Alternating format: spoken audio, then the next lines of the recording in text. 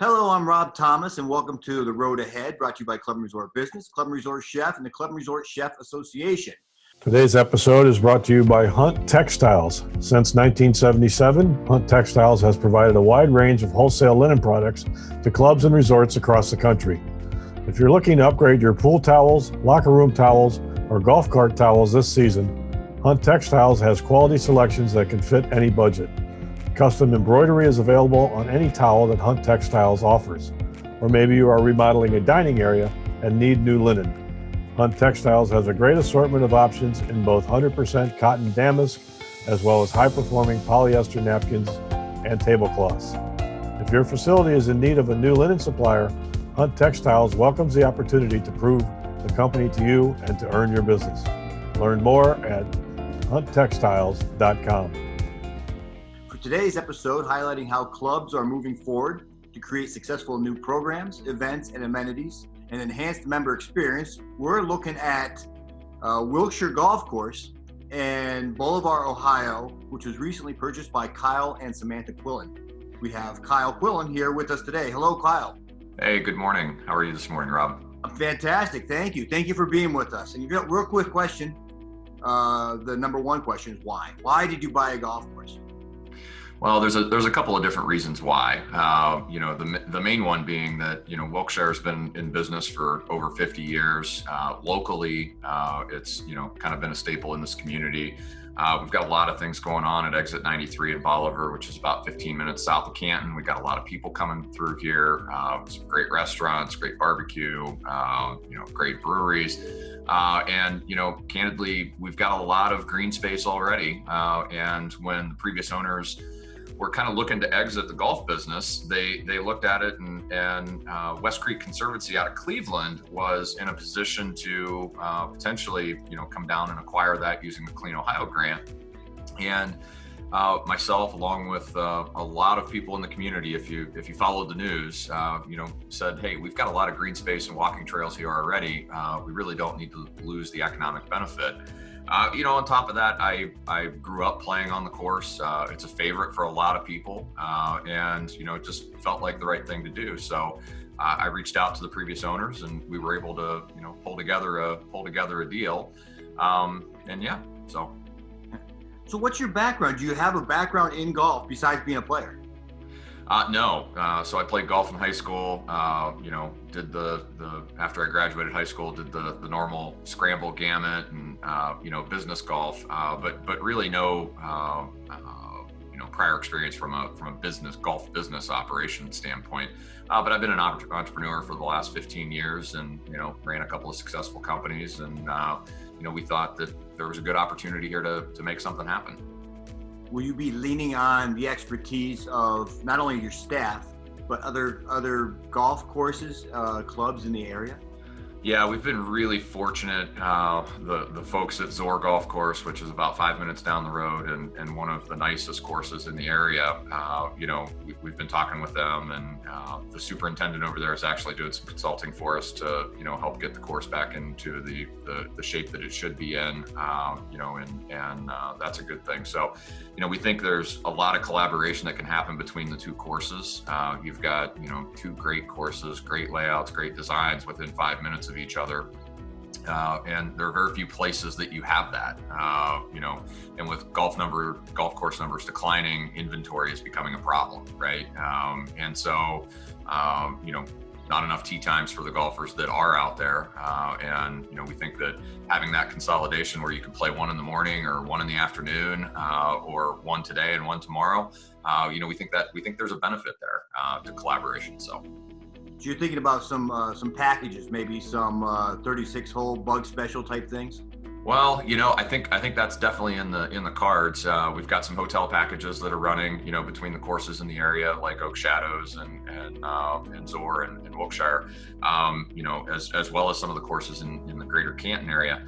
But we think there's something kind of special about this little area right here, and we're going to do everything we can to work with the other people in the area. Beautiful. Can you tell us a little bit about the golf course? How long it's been there? the type of layout is? I think it's Parkland style or something along that lines. Well, that you're just diving right into my inexperience in golf. I like it. It is it's a 50-year-old course that was built by John Easterday, and it's a heavily tree-lined course. A lot of water features. Nice layout. Can be challenging. Especially for somebody like me that likes to, make a hard right or a hard left off the tee. It can be fun. So yeah. Yeah, they say that today's golf balls don't spin like the old ones, but I'm like you. I can make them go left or right. I'm not on command, unfortunately. Yeah. We've been fortunate here. We took ownership over operations about 2 weeks ago. It's the weather in Northeast Ohio has not been great for revenue, but what it has been great for is allowing us to get the course back into shape and really spur a bunch of new grass growth and kind of get the grounds as a whole moving, which is good, as part of the longer term plans that we have to bring it back. Hey, fantastic. Hey, talk about your staff. Bringing in a whole new staff. We're keeping some of the people. What are we doing? Well, so the staff at Wilkshire, the current staff there. I've got to give them kudos. They operated over the last several years in kind of uncertain circumstances, especially in the last 6-8 months. They didn't know what was going to happen. Was it going to be a course? Was it not going to be a course? And they all stayed upbeat and did their jobs. They did a great job with, customer service and, keeping the operation going. So we're keeping that staff in place and, allowing them to kind of continue to grow and do the things that they need to do. But then I've brought in some outside resources, outside help that are going to help with operations and food and beverages and and then obviously the grounds as a whole, course conditions as a whole, improving those. So we've got a good mix of both. There's a lot of history there, a lot of historical knowledge on the operation, and we thought that it was important to keep that continuity going forward. Terrific. Hey, any wholesale changes? You've talked about the course itself and having a consultant come through as far as the agronomy side. Any wholesale changes, taking out bunkers, trees, adding stuff, rerouting, anything along that line planned, or is just kind of, it's new, it's fresh? Well, we're trying to get our feet underneath of us, understand the operation, understand the business side of the equation, make sure we've got a good handle on that.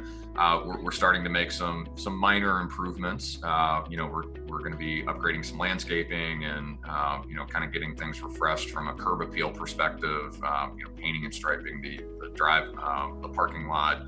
We'll probably go in and start looking this fall on some selective tree removal and trimming some of the fairways back so that they're not as playing into the middle of the fairways as they are today. But I would say it's more blocking and tackling right now. Not a lot of wholesale changes. It's really just breathe some new life and some new enthusiasm into the course as a whole. And then the bigger changes will come down the road as we kind of get our feet underneath of us. All right. How about tournaments, events, outings, banquets, weddings, anything along that line that you have at the club? Yeah, we've had, I think, 3 outings already, and there's a whole list of outings scheduled. At the end of June, we have a big outing for local scholarship fund. Actually, one of our longest-serving employees, it was his grandson, and he passed away. And they set up a memorial scholarship outing for Sandy Valley High School, and that's one of our bigger outings for the year. And we're looking forward to participating in that and helping support that cause. We're going to be probably upgrading some food menu items over the course of the next year and getting some better packages put together from that perspective. Maybe do some redesign of the clubhouse and because it's a unique architectural layout that we think's got some opportunities to expand beyond just servicing the patrons of the golf course.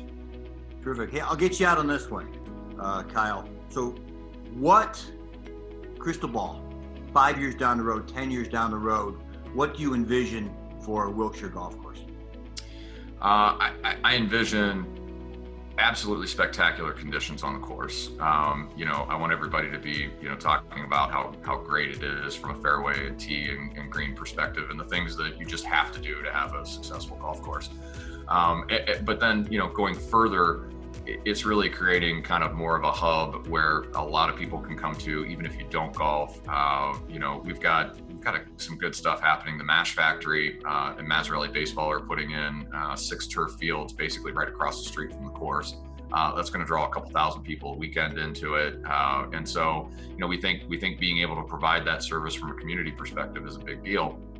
And then, with the number of courses declining and the inventory of golf tee times out there, it's really hard for youth golfers to have access to courses, whether it be high school events or middle school events, just practice rounds, because, they chew up a lot of course time that, could be revenue generating. And our hope is to strike a really good balance so that we can keep that inventory available so that, we can get the next generation of golfers coming up through the ranks. That's beautiful. It's all about the next, right? It's the next generation, the next event, the next whatever the case may be. And you guys got it. Yep, that's exactly right. Fantastic. Kyle, Quillen, thank you very much for joining us. Thanks for having us, Rob. Come on down and we'll smack a ball around a little bit and we'll show you the layout. I look forward to it. All right. Thanks, man. Take care. Again, thank you for watching this episode of The Road Ahead, brought to you by Club and Resort Business, Club and Resort Chef, and the Club and Resort Chef Association. This episode is brought to you by Hunt Textiles. Learn more at hunttextiles.com. If you have a great idea for a future topic, please send us an email at editor@clubandresortbusiness.com.